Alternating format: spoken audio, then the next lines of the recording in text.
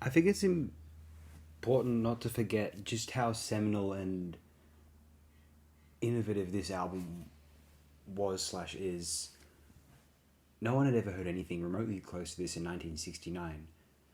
And if you listen to it now, modern audience, you'll be like, oh yeah, that sounds like, yep, okay, this is Led Zeppelin's first album. Oh yeah, Led Zeppelin, one of the main hard rock bands, along with, Queen and, I don't know, Guns N' Roses, AC/DC, and whatever the heck else is popular, Deep Purple, just there's this slew of hard rock bands that they play on Triple M or whatever the heck else, and Led Zeppelin's one of them. Some people think they're the best one, but some people prefer the other bands. It's like, well, no, the whole hard rock genre is just Led Zeppelin and bands that wish they were that. And that includes Deep Purple. First three albums are psych jams, and then the Deep Purple in rock was in reaction to Led Zeppelin and Led Zeppelin 2. What we have here is... And you know what? Unlike all the other hard rock bands, most of the other hard rock bands, I know there's stuff like Boys to Cotton Budgie, but probably even Black Sabbath got their ideas from sonically partly from Led Zeppelin. Obviously, they took it in a whole new direction and made a genre of their own, an entire genre, not just a subgenre as hard rock was, but a whole genre in metal/heavy metal. But which I guess you can credit Zeppelin with ultimately. But the hard rock thing in general, like, it's just bands that wish they were Zeppelin, but Zeppelin actually tried to do good things with it. They had a variety of interests at heart. It's on here. There's blues rock. There's kind of more rustic kind of blues flavor, a cult of folk flavor. I said the blues flavor. Excuse me. I meant to say folk. But there's a straight up hard rock jams, and there were a few bands that were precedents to it. But they brought it all together in this one great impassioned package. And a lot of record companies would not let bands just do full on heavy albums as though their live sets were. Whereas Led Zeppelin, they had the great deal secured to them, funded via a Scandinavian tour as the New Yardbirds. A great deal secured, a 4-album deal, I think, or at least, yeah, they had the album funded, no producer oversight. Peter Grant got them a great deal, and they delivered with these innovative production techniques, which became commonplace afterward.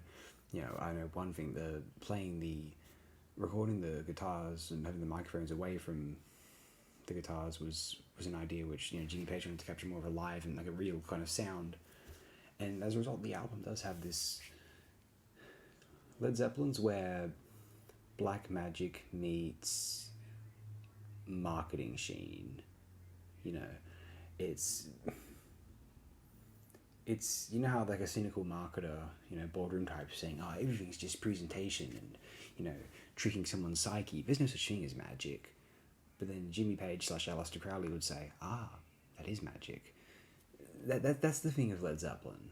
At the end of the day, it's both a charade and like something very, very impressive at the same time. It is where sorcery meets marketing, and it's amazing to me that this individual first album holds up as a phenomenal, like, great album experience, not just as an innovative piece of influential history, but just as a great go back to it listening experience. Like, 4 has a reputation of being, and what I consider Houses of the Holy to be, my favourite of the Zeppelin albums. This is my third favourite quite easily of the discography. I can come back to this, the beats and this, just the sequencing, it's phenomenal.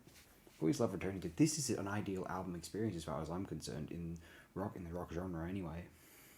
Certainly was.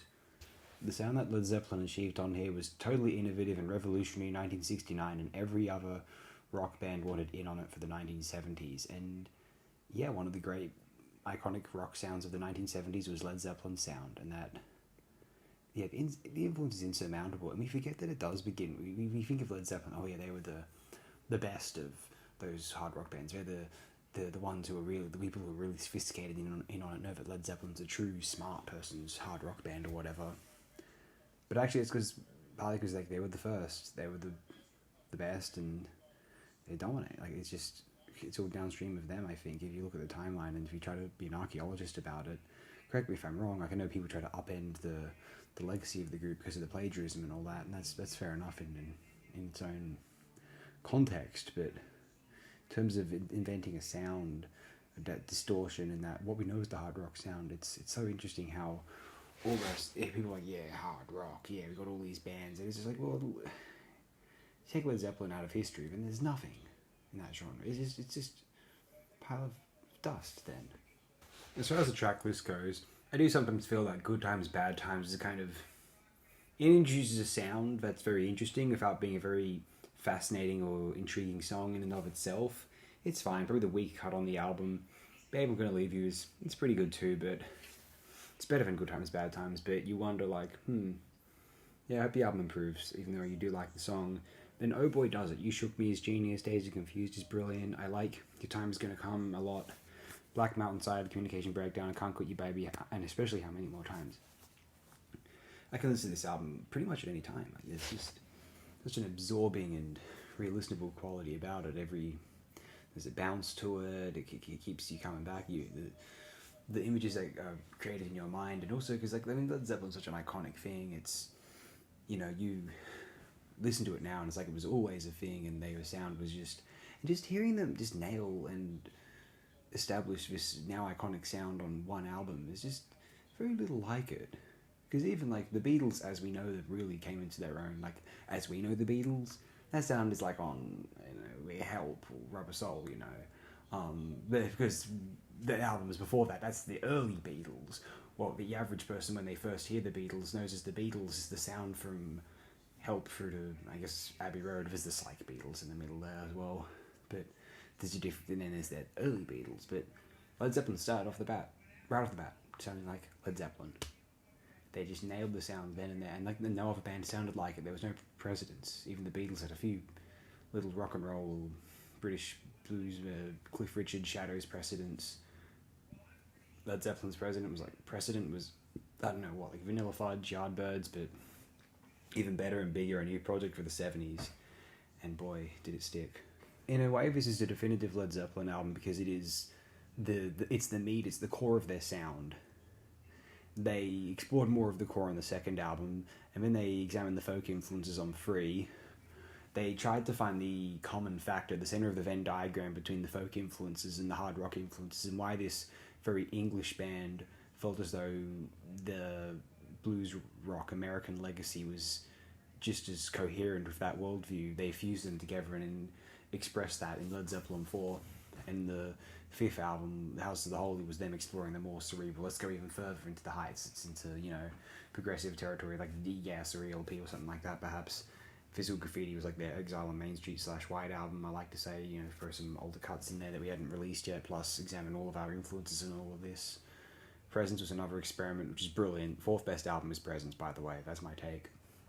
In Through the Outdoor was decent. They were examining what they were interested in at the time, soft rock, pub music, just like the later 70s. The British music scene was getting a bit like that in some places, Part of In Through the Outdoor, it's like, Jesus, just Dire Straits or something, except Robert Plant on vocals. I don't know. It's what it is. But nevertheless, I keep coming back to the first album, and Led Zeppelin still remains an exciting, interesting prospect for me. It's like a fun cartoon or television show that you always come back to, and it's just, even though it's stale, even though like there's so many influences from it and there's so many programs like it, it's like, why do you keep watching this show from the 70s? It's like, well, nothing ever does it quite like it, and you can't quite capture that magic again. It's all just imitators. You're gonna have to do something completely new. You have to move on from Led Zeppelin, you have to like move on to another genre of music entirely, like electronic music or hip hop or something. Because if you're trying to move or another major subgenre of rock music, like progressive rock, get into ELP, get into heavy metal, if you're Sabbath and Iron Maiden and Thrash, Slayer and whatever, Sodom, if you want to go there, fuck it. But in terms of your basic rock music, as opposed to the more lighter things like the Beatles or your bluesier kind of like, oh yeah, no, don't go past the 60s things like the Rolling Stones. Or maybe you want to go for the Who if you don't want to go past the 60s.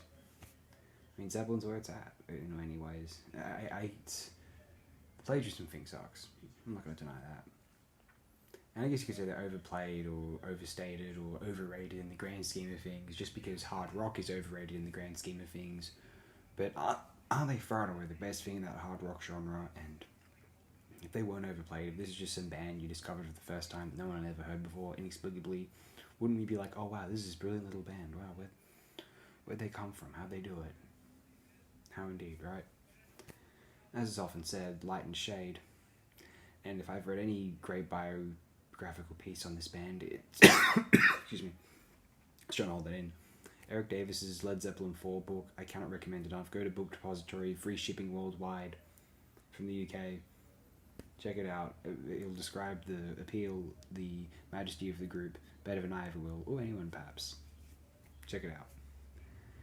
Well, that's all. I intended this to be a very short video, and it's longer than it needs to be nevertheless. But hey, we can end it here. Thanks again, my friends.